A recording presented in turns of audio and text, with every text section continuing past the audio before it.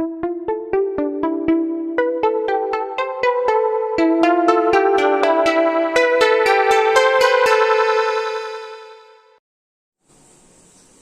friends, welcome to physics class. This is the continuation to our chapter electric charges and fields, where till now we learned what is electric field, what are electric field lines, what is electric flux, what is electric dipole, what is the intensity of electric field around the electric dipole, what happens when you are placing an electric dipole in external electric field, etc. topics were discussed.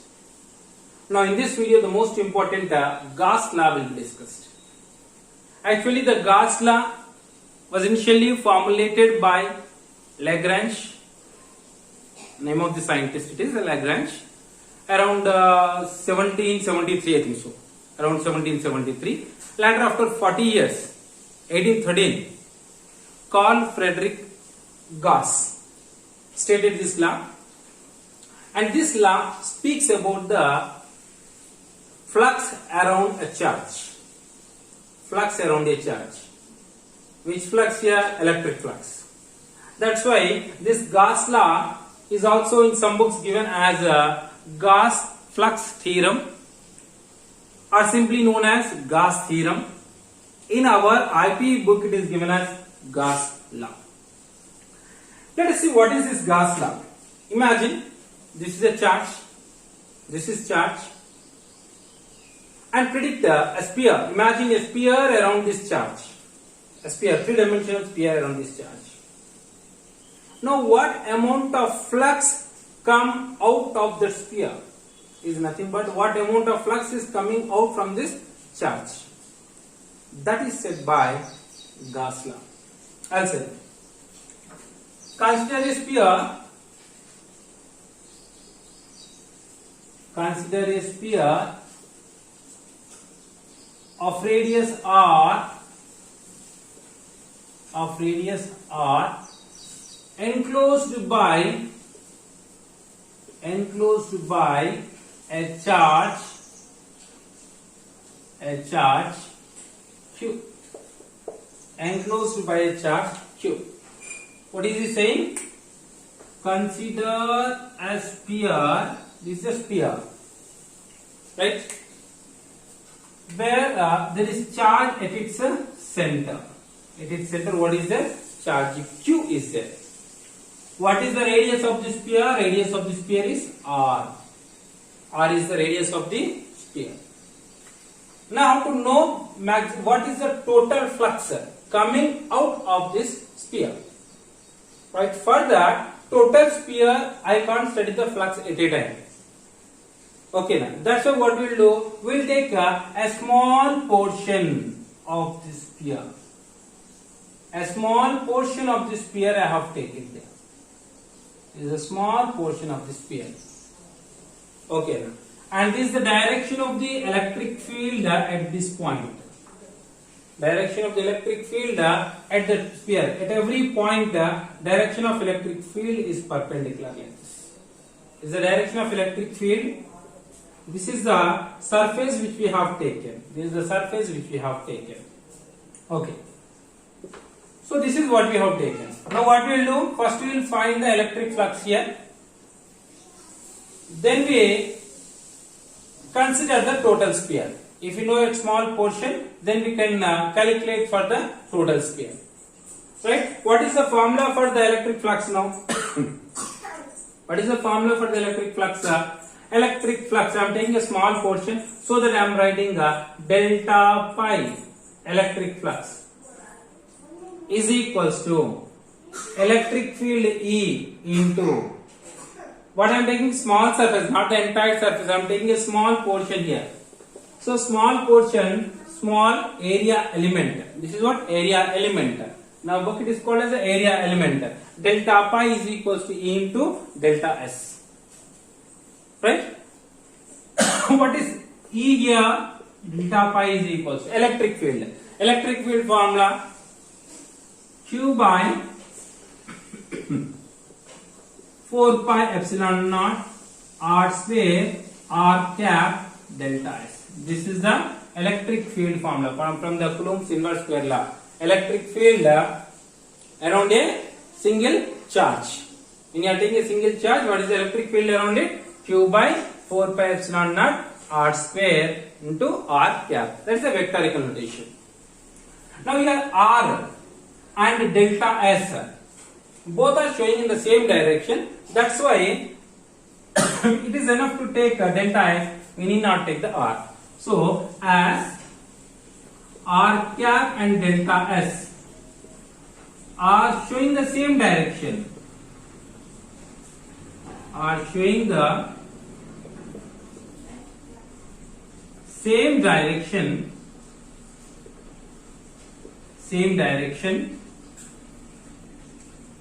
delta pi is equals to Q by 4 pi epsilon naught r square into delta S. I am writing.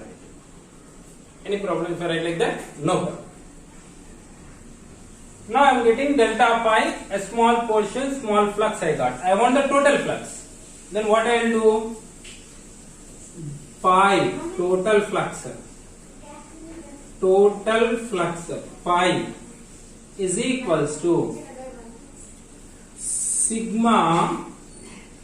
Here there are many surface points, many surfaces are there, many small portions. As you have taken many small portions, I am taking sigma. Sigma is for the all delta S.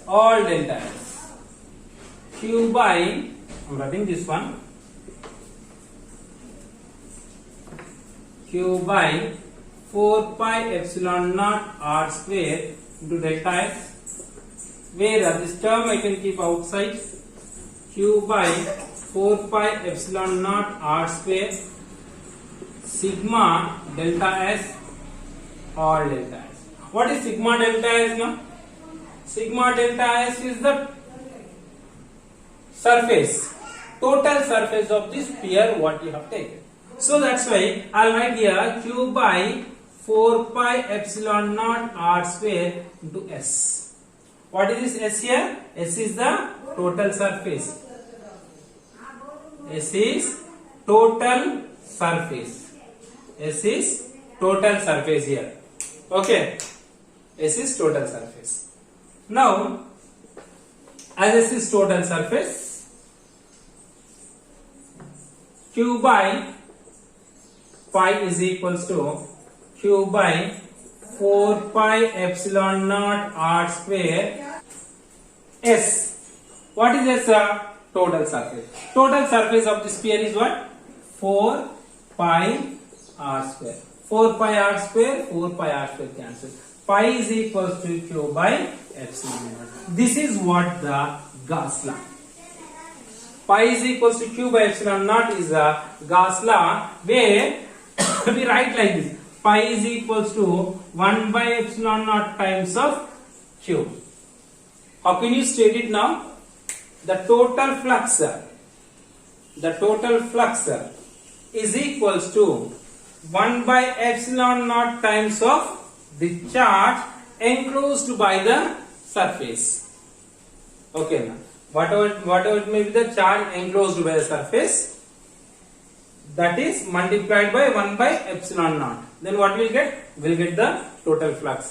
The total flux is equals to 1 by epsilon naught times of the total charge enclosed by the surface. This is what we call it as a Gauss law. This is the Gauss law. Here we'll make some important points from this Gauss law. Important points will make.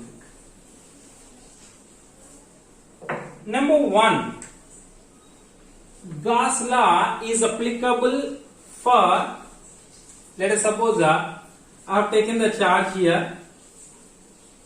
This is the sphere I have taken. No sir, you have taken the sphere with radius r. I will take a sphere with radius 2r.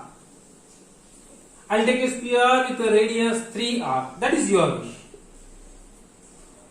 Whatever it may be the sphere you may take, the amount of flux coming out will be same. Yes or no? See Q here. From here imagine I have drawn some 20 lines. These 20 lines come out. If I draw 40 lines come out. If I draw 50 lines, 50 lines. Means whatever it may be the flux for a sphere, it is equal for all the spheres. Yes or no? So, the Gauss law is independent of shape of the surface you have taken, size of the shape you have taken, whatever it may be, size. So, if I take 2r, what happens? Well, let us see. Q by 4 pi epsilon naught 2r square. Right? 2r square. Then what is this one? 4 pi 2r square. 2r is the radius. So 2r is the distance of the charge from the surface of the sphere. So 2r square, 4 pi cancel. Again you get the q by epsilon naught. So it is independent of the size, as well as it is independent of the shape also. If I take a charge in a cube, I am taking the charge in the cube. Here in the center I have taken a charge. I have taken this charge in a cone. I have taken the charge in any other regular shape, whatever it may be. Whatever the charge flux is coming out, the same amount of flux come out of this shape. So the first point to be noted is it is applicable. It is applicable for any shape and size of the surface you have taken. Any shape and size of the surface you have taken. And one more thing is this surface, whatever you imagine here, whatever the surface you predicted, whatever the hypothetical surface is there here, that is called as the Gaussian surface. Gaussian surface.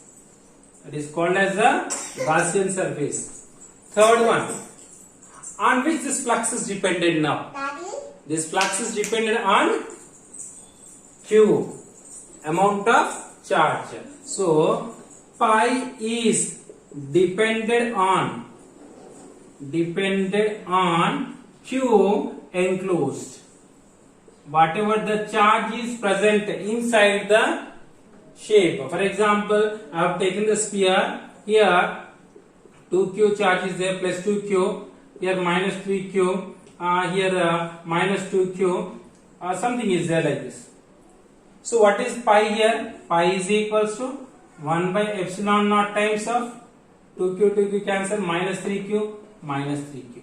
1 by epsilon naught times of minus 3q.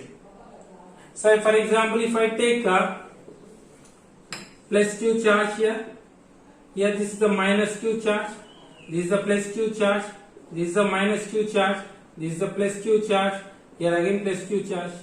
4 plus q charges are there, 2 minus q charges are there. So minus 2q. So what is pi here? Pi is 1 by epsilon naught times of 2q. Right? Pi is dependent on q enclosed. So what is q here? The total charge. Q is total charge. Total charge present in it. The total charge present in the surface. And one more thing here. Imagine if I keep a dipole in place of a point charge, I kept a dipole. Then what is the flux? Right. When I keep the dipole, the flux is equals to 0. Why? Because a dipole is of two opposite charges, pair of two opposite charges, plus q, minus q. Plus q, minus q cancel. Charge is 0, then flux is 0. When there is no charge, no flux. And the fourth one, electric field, pi is equals to E into delta S, you have written. Electric field is due to outside and inside charges. Here whatever the electric field you have taken, that electric field is due to outside and inside charges. What is outside and inside charges, sir? For example, I have taken plus q, here one charge is taken, here another charge is taken, here some 3q charge is taken. Like this, some charges are there which are outside and inside also are there. Outside some charges are there, inside some charges are there. Then pi is calculated only by using the charges which are inside. 3 plus 1, 4q.